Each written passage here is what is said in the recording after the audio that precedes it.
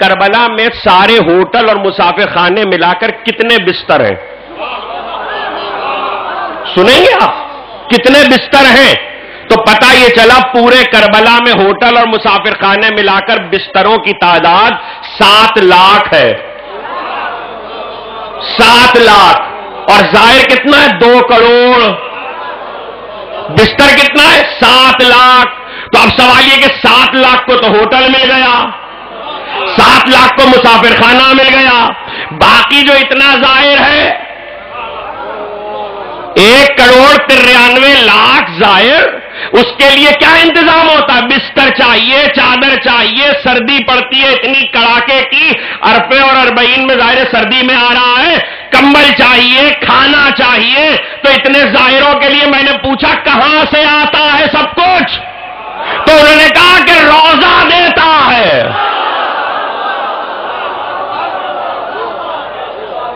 حسین کا روزہ دیتا ہے.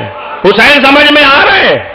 جسے حسین سمجھ میں آج بھی نہ آ رہے ہو وہ کربلا جائے تاکہ حسین سمجھ میں آئے. یہ ہے اس حسین ابن علی کی زیارت جسے سب سے افضل قرار دیا گیا. وہ زیارت اگر نہ جا سکو, حالات بھی استوار ہیں, پہرا بھی نہیں ہے, صحت بھی ہے, سب کچھ ہے, لیکن اگر کوئی ایسی مجبوری آ گئی ہے, پابندی لگ گئی ہے, پہرے لگ گئے, راستے بند ہیں, اب آپ نہیں جا سکتے, تو حکم یہ نہیں ہے کہ زیارت سے محروم رہ جاؤ. جہاں ہو اپنے مکان کی چھت پہ جاؤ, کھلے میدان میں آسمان کے نیچے آؤ اور وہاں سے کربلا کی طرف انگلی اٹھاؤ, رخ کرو, اشارہ کرو, تو تمہاری زیارت ویسے ہی ہوگی جیسے روزے میں کھڑے ہو, چھت پہ کھڑے ہو, میدان میں جاؤ. بات آ گئی, معرفت کی باتیں کبھی کبھی آ جاتی ہیں, ایک جملہ سن لیجئے, میں آگے بڑھ جاؤں گا, کبھی یاد دلائیے گا تو شرح کر دوں گا, اس وقت نہیں ہے. بتوفیق الہی بتائی دے محمد و آل محمد. 2 ہستیاں ایسی ہیں کہ جن سے رابطہ کرنے کے لیے زیر آسمان آنا پڑتا ہے. کچھ کہہ رہا ہوں, زیر آسمان, کھلے آسمان کے نیچے آنا پڑتا ہے جن سے رابطہ کرنے کے لیے. ایک حسین, ایک زمانے کا امام, دونوں کے لیے حکم ہے جب پکارو تو کھلے آسمان کے نیچے آ کے پکارو. اب اس میں کچھ راز ہے, وہ راز شاید زیارت کے اس فقرے میں آپ کو مل جائے, غور کیجئے گا تو مل جائے گا. اشہد انک کنت نورا فی الاسلاب الشامقہ. کون کہہ رہا ہے؟ میں نہیں کہہ رہا ہوں. شب جمعہ میں آپ نہیں کہہ رہے, تقریر شروع ہو چکی, شب جمعہ میں آپ نہیں کہہ رہے, میں نہیں کہہ رہا ہوں. کہہ کون رہا ہے؟ امام صادق کہہ رہے ہیں. اشہد انک کنت نورا فی الاسلاب الشامقہ. مجھ سے پہلے ناصر نوتک صاحب پڑھ رہے تھے, انہوں نے 2 حدیثیں آپ کو سنائی. کیا پڑھنے کا ارادہ تھا کیا نہیں, ایک الگ بحث ہے. ناصر نوتک صاحب کی گفتگو سن کے جہاں انہوں نے بات ختم کی وہاں سے شروع کر رہا ہوں. انہوں نے 2 حدیثیں آپ کو سنائی. نبی تھا تب بھی نبی تھا, ولی تھا تب بھی ولی تھا.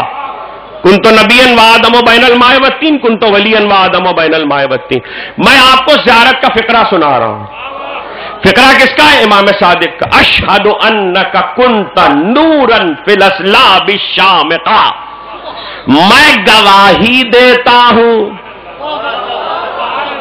کہ آپ صلبوں میں بھی نور تھے, آپ اسلام میں, اے حسین میں گواہی دیتا ہوں کہ آپ صلبوں میں بھی نور تھے. اور صلب کون سے ہیں؟ عام صلب نہیں ہے, پاک و پاکیزہ صلب. اشہد انک کنت نورا فی الاسلاب الشامقہ والارحام المطہرہ. میں گواہی دیتا ہوں کہ صلبوں میں تھے تو نور تھے, رحموں میں تھے تو نور تھے. اور کہنے والا کون ہے؟ معصوم امام. اس کا مطلب یہ ہے کہ امام یہ بتانا چاہ رہے ہیں کہ حسین ابن علی کی عظمت کو سمجھو. حسین کسی بھی صلب میں تھے, ظاہر میں دنیا میں آئے, تم نے اپنے مطابق سمجھنے کی کوشش کی, تمہیں حسین اپنے جیسا نظر آیا, تمہیں تو حسین کا نانا بھی اپنے جیسا نظر آیا تھا. جب اپنے جیسا سمجھو گے تو کچھ نہیں سمجھ سکتے. دیکھیے جیسے کا نبی ہم جیسا کچھ نہیں سمجھ سکتے. 50 برس توجہ 50 برس انتظار کیا اس بات کا کہ دنیا سمجھے کہ نبوت کیا ہے, دنیا سمجھے کہ نبی کیا ہے. لیکن جب مصر رہے کہ نہیں سمجھیں گے, دیکھیے ساتھ بیٹھنے والے نہیں سمجھے, ساتھ کھانے والے نہیں سمجھے, ساتھ رہنے والے نہیں سمجھے, ساتھ لڑنے والے نہیں سمجھے, ساتھ سفر کرنے والے نہیں سمجھے. جب نہیں سمجھے تو 50 برس بعد حسین ابن علی نے فیصلہ کیا, اب میں تمہیں بتاؤں گا کہ نواسا کیا ہے. نواسا سمجھ میں آئے گا تو نانا سمجھ میں آئے گا. اس لیے کہ جو پلٹ کر یہ کہے کہ نبی ہم جیسا, اس کو پہلے یہ دیکھنا چاہیے کہ حسین بھی تم جیسا ہے کہ نہیں. حسین کون ہے؟ آپ نے اتنا ہی دیکھا, یزید نے بیعت کا مطالبہ کیا اور یزید کے بیعت کے مطالبے کے بعد حسین ابن علی مکے سے نکلے, مدینے سے نکلے, مکے آئے, مکے سے نکلے کربلا آ گئے, جنگ ہو گئی, حسین شہید ہو گئے اپنے اصحاب کے ساتھ. تاریخ تو اتنا ہی بیان کر رہی ہے نا. میرا اس جملے کو یاد رکھیے گا, حسین کو سمجھنا ہے تو عاشور تک کی تاریخ تک مت سمجھو. حسین کو سمجھنا ہے تو تب سے سمجھو جب حسین نو کے نیزہ پہ قرآن پڑھ رہے ہیں. نو کے نیزہ پہ جب حسین قرآن پڑھ رہے تب سمجھو. اس لیے کہ نو کے نیزہ پہ حسین نے قرآن اس لیے پڑھنا, صاب الکہف والرقیم کانو من آیاتنا عجبا. تم کیا سمجھتے ہو کہ یہ غار والوں کی کہف کی, اصحاب کہف کی آیتیں اور نشانیاں عجیب تھی؟ تمہیں اس پہ تعجب ہو رہا ہے. یہ نہیں دیکھ رہے کہ ایک سر کٹ جانے کے بعد بھی قرآن پڑھ رہا ہے, اور سر کٹ گیا, گلا کٹ گیا, مگر قرآن پڑھ رہے ہیں. قرآن پڑھ کر حسین نے بتایا کہ دیکھو عجیب بات یہ ہے, انسان کے حواس تب تک کام کرتے ہیں جب تک لہو بہنا نہیں شروع ہوتا.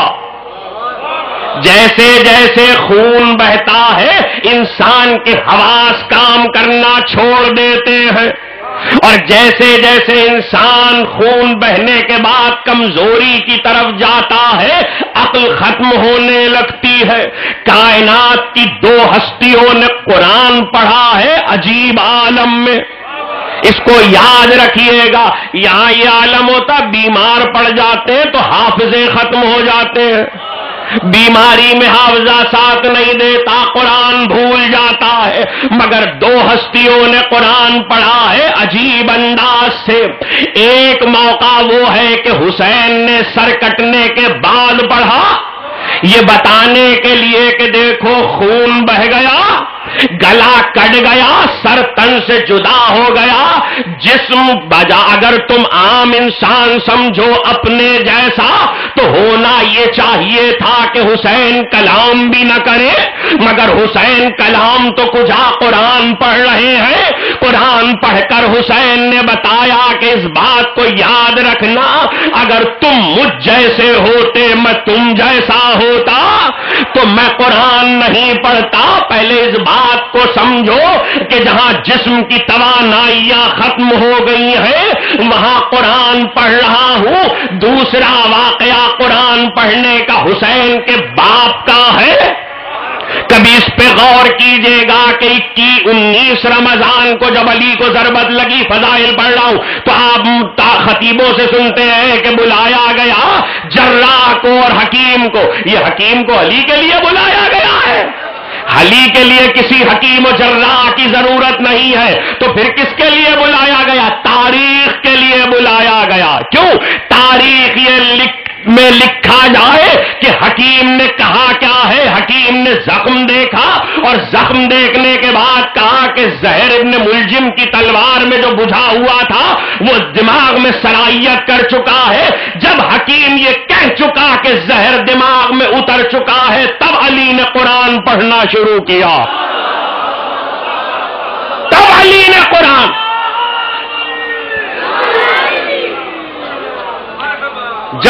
جب حکیم لکھوا چکا تاریخ میں کہ زہر دماغ میں اتر چکا ہے، تب علی نے قرآن پڑھنا شروع کیا.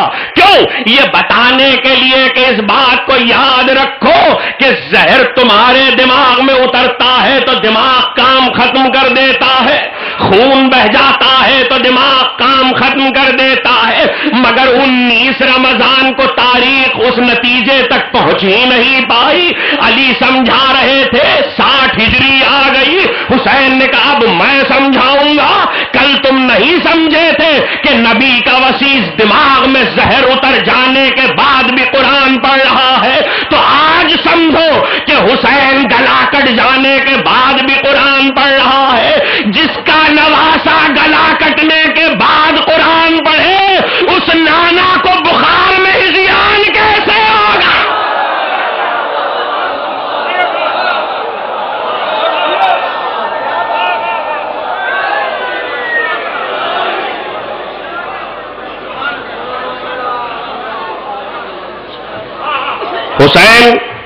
حسین کو سمجھنا ہے. ایک حدیث میں آپ کو سنا دوں تو بات کو آگے بڑھاؤں. اس بات کو یاد رکھیں، ان للحسین درجۃ لا ینالھا احد. توجہ، حسین ابن علی کے لیے وہ منزلت ہے جو اولین و آخرین میں کسی کے لیے نہیں ہے. میں نہیں کہہ رہا، امام کہہ رہے ہیں. کیوں کسی کے لیے؟ کسی میں لا ینالھا احد. احد جب کہہ دیا، کوئی اس درجے تک نہیں پہنچا جس درجے پر حسین ہے. اس لیے کہ حسین کا درجہ یہ ہے کہ حسین سے سب کچھ باقی ہے، حسین کسی سے باقی نہیں ہے. آج ذکر چھڑ گیا، اشہد انک کنت نورا فی الاسلاب الشامقہ. آپ نور تھے اسلاب میں، تو جب صلبوں سے گزرتے ہوئے آئے تو نور سب سے پہلے نبوت کی صورت میں ظاہر ہوا. مگر تم نے اس نور نبوت کو نہیں سمجھا. جب نور نبوت کو نہیں سمجھے تو پھر حسین آئے، اور حسین نے کہا میں سمجھاؤں گا کہ نبی کون ہے. نہ تم نانا کی عطا سمجھے، نہ سخا سمجھے، نہ دماغ کو سمجھے، نہ بصیرت کو سمجھے، نہ نبوت کو سمجھے. اب مجھے دیکھتے جاؤ، میری حیات کو دیکھتے جاؤ. دیکھیے انسان کی عجیب منزل ہے. بات چھڑ گئی ہے، اس لیے کچھ ایسی چیزیں سن لیجئے جو لوگ نبی کو اپنے جیسا سمجھ رہے ہیں. آپ اس پہ پریشان نہ ہو. کل کچھ لوگ تھے جو باہر تھے ہم سے اور نبی کو اپنے جیسا سمجھتے تھے. آج مصیبت یہ ہو گئی ہے کہ ہمارے اندر بھی کچھ لوگ ایسے پیدا ہو گئے ہیں جو نبی اور ائمہ کو اپنے جیسا سمجھنے لگے ہیں. یاد رکھو، حسین کی شہادت نے بتایا معصوم تم جیسا نہیں ہوتا. نہ آتا تمہاری طرح ہے، نہ جاتا تمہاری طرح ہے. تم نجاست سے آتے ہو، وہ طہارت سے آتا ہے. تم شکم سے آتے ہو، وہ پہلو سے آتا ہے. تمہارے لیے آیے تطہیر نہیں ہے، اس کے لیے آیے تطہیر ہے. اور اس جملے کو یاد رکھنا، ضائع نہ کرنا. وہ جب آتا ہے، تم جب آتے ہو تو تمہاری ماں پر سے نماز ساقط ہو جاتی ہے. وہ دو نمازوں کے درمیان آتا ہے.